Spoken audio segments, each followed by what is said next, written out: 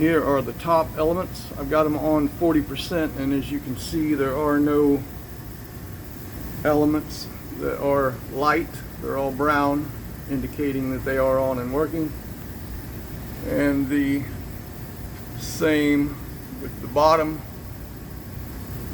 oven.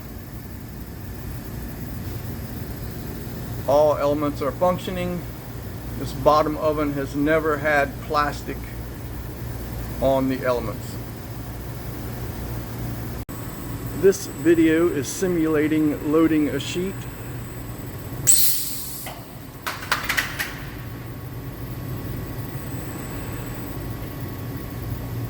I'm going to push early index. It will go into the oven, and then I will move around to the forming station where both platens, top and bottom, will work at the same speed and values to show consistency.